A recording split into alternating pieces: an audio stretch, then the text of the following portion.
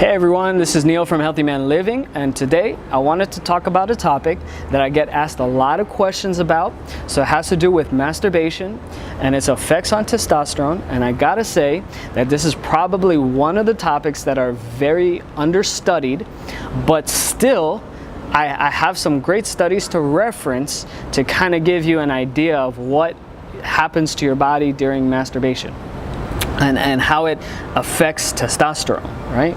So the first study that I wanted to reference was from 2001, and it's called Endocrine Response to Masturbation-Induced Orgasm in Healthy Men Following a 3-Week Sexual Abstinence. So what this study basically did was it took 10 healthy men and it asked them as a baseline to masturbate to pornographic material, right? And they would test their testosterone every 10 minutes and see its effects as a baseline. Now, after 3 weeks, they asked them to repeat that exercise, right? So they would see the differences in the testosterone compared to after the abstinence, and also after orgasm, they would see some differences. Now, what this study basically concluded was that there was no real change in testosterone before and after orgasm, but they did find that after abstinence, you just had higher testosterone in general. So this was kind of showing that the abstinence would increase testosterone, and I just wanted to read what the study actually concluded here. So it says, in contrast, although plasma testosterone was unaltered by orgasm, higher testosterone concentrations were observed following the abstinence period of abstinence. These data demonstrates that acute abstinence does not change the neuroendocrine response to orgasm, but does produce elevated levels of testosterone in men, right? So that's the first study, the most notable study that I wanted to point out. Now, the second study that I'm about to point out, I don't want you to give a lot of credence to it, but it's still worth mentioning. And this was a Chinese study done in 2003, and it's a research on the relationship between ejaculation and serum testosterone levels in men, right? So what this study basically found, right, was they took 28 male volunteers and they asked them to refrain from ejaculation for more than 7 days. And what they found was that, you know, after every single day that they abstained, testosterone levels would rise a little bit, but on the 7th day, you had a huge spike of 145.7%, and then on day 8, it kind of went back down to a little bit more normal range, but still higher.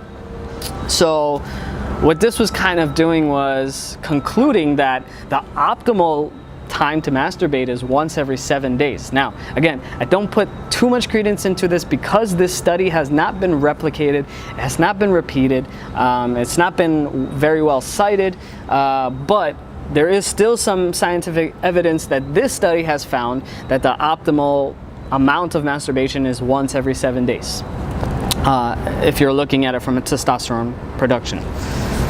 Now, I did really quickly, just because there isn't a ton of studies, I did just really quickly want to talk about what happens to your body during masturbation and ejaculation, right? So, and really why this connection would really make sense, even if it hasn't been studied, just looking at the connection, right? So, I wanted to talk about this hormone called prolactin, right? So, in general, this is just a quick definition of what prolactin is. So prolactin is that hormone that is released after ejaculation or after orgasm, that it's what makes you tired or unmotivated after sex, right?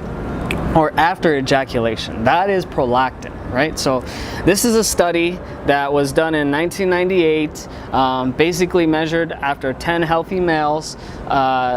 They would give them masturbation-induced orgasms, and they would measure the prolactin levels, and this is what they found. Prolactin plasma levels increased during orgasm and remained elevated 30 minutes after orgasm. Now, its significance here is that prolactin kind of works opposite to testosterone. So higher prolactin could lead to lower testosterone. Now, after just one time that you ejaculated or masturbated, it should not really have effects. But if you were masturbating like 4, 5, 6 times a day, now you're just gonna have chronically high levels of prolactin, which could suppress testosterone, right? I'm not saying it definitely does, but it could, right? So the next thing I really quickly wanted to point out was about zinc. So every time you ejaculate, you are losing zinc out of your body, right? So here's a study that was done in 1992. It says effects of dietary zinc depletion on seminal volume and zinc loss, serum testosterone concentrations, and sperm morphology in young men, right? So what this basically concluded that seminal loss accounted for 9% of total body zinc loss when 1.4 milligrams of zinc per day was consumed. So if you were already deficient in zinc and you started to ejaculate, you would have some pretty significant losses in zinc. Now, the importance of zinc is that your androgen receptors, the things that hold your testosterone, those two little fingers that are holding the testosterone and pulls it into the cell, that's actually made out of zinc. So as you decrease zinc, you may see that there's less effects of your testosterone. Now, this has actually been studied in rats, right? But again, I'm not necessarily trying to correlate rat studies to human studies. I believe that you really need a human study, but here's just the clues, right?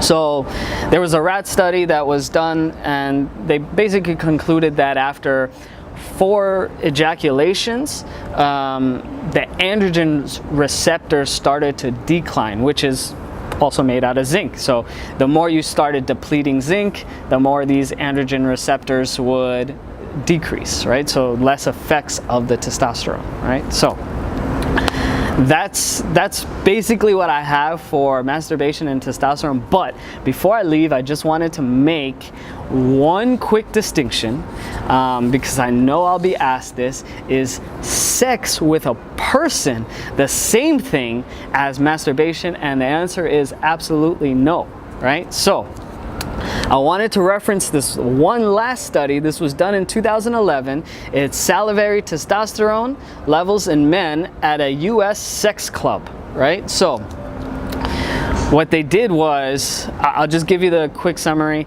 It was, they measured the testosterone of 26 men that were watching these sexual acts or naked women in these sex clubs, and they saw an 11% increase in testosterone for these guys. But when these guys actually started having sex in the clubs, right, there was 18 men that actually had sex in the clubs, they saw that there was a 72% increase in testosterone. So actually having sex with a girl is different than masturbation, right? So having sex will actually increase testosterone, whereas masturbation may actually decrease it. And in future videos, I'm going to talk a little bit more about porn specifically and what it does to the brain and its impacts there. But for today, I'll just give you the quick spoiler alert, is that stop watching porn, right?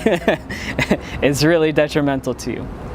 But anyways, hopefully this cleared up some of the confusion about masturbation and sex and its effects on testosterone. And if you like the video, please subscribe, please like it, please comment. I really appreciate it, and thank you so much for watching.